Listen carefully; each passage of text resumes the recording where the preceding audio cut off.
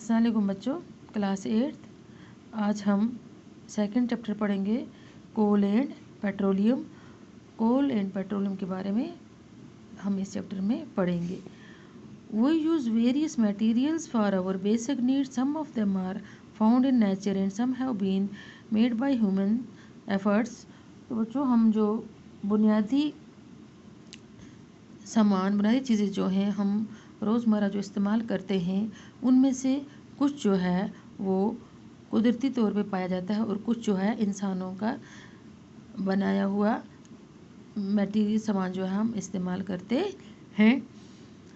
तो यहाँ पर इन्होंने एक्टिविटी दी है 2.1, make a list of various materials used by us in daily life and classify them as natural and man made.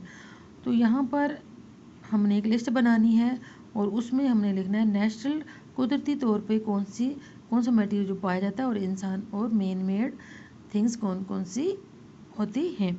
तो कुदरती नेचुरल चीज़ें जैसे को पता ही है बच्चों, सनलाइट है, एयर है, वाटर है, सॉइल है, माउंटेन से, बहुत सी ऐसी चीज़ें हैं जो कुदरती तौर पर पाई जाती हैं। और मैन मेड भी ऐसी बहुत सारी चीज़ें हैं जो हम रोज़मर्रा देखते हैं, रोज़मर्रा हम अपने ज़रूरत के लिए इस्तेमाल करते हैं।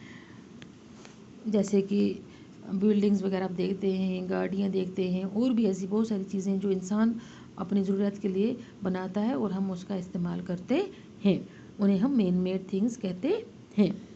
Does this list include air, water, soil and minerals? क्या इस लिस्ट में पानी, हवा, मिट्टी और मिनरल्स, मादनियात वगैरह मौजूद हैं? Since all these are obtained from nature they are called natural resources. तो ये एयर, वाटर, सॉइल, मिनरल जो है हम कुदरती तौर पर हासिल करते हैं और हम इन्हें नेचुरल रिसोर्सेज कहते हैं, कुदरती वसाइल कहते हैं। Can we use all our natural resources for ever? क्या हम अपने जितने भी कुदरती वसाइल हैं हम उन्हें हमेशा के लिए हमेशा यूज़ कर सकते हैं, यानी कि वो कभी ख़त्म नहीं हो सकते और हम उन्हें इस्तेमाल करते रहेंगे। Can air, water and soil be exhausted by human activities? क्या इंसान की सरगर्मियों से मिट्टी और पानी जो है, हवा जो ये ख़त्म हो सकती है? Is water a limitless resources? क्या पानी जो है वो एक लामहदूद वसाइल है, जो कभी ना ख़त्म होने वाला वसाइल है? तो ये कुछ ऐसे क्वेश्चंस हैं, कुछ ऐसे सवाल हैं जिनके बारे में हम इस चैप्टर में पढ़ेंगे। In the light of the availability of various resources in nature, natural resources can be broadly classified into two kinds. तो इसी के जो चीज़ें हम जो दस्तयाब हैं हमारे पास रिसोर्सेज इन नेचर, किसमें? कुदरत में, वो वाले जो रिसोर्सेज हैं, वसाइल हैं जो दस्तयाब हैं।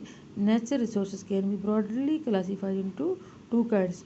तो इसको दो इसमें काइंड्स में, किस्मों में बांटा गया है कुदरती वसाइल को।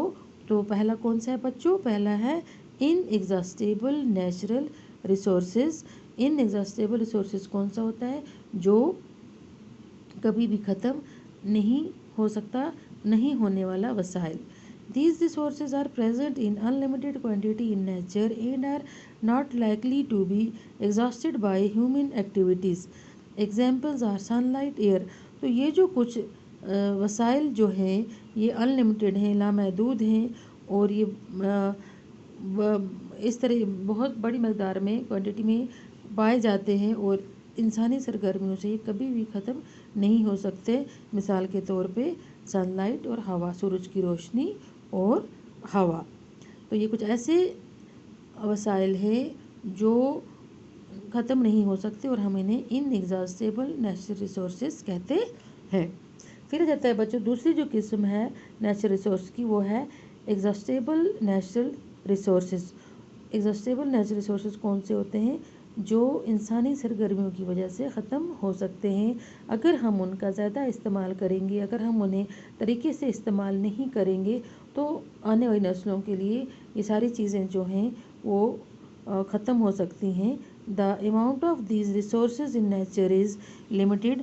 तो ये जो वसाइल हैं ये लिमिटेड होते हैं, they can be exhausted by human activities, और ये इंसानी सरगर्मियों की वजह से ख़त्म हो सकते हैं। Examples of this resources are forest, wildlife, minerals, coal, petroleum, natural gas.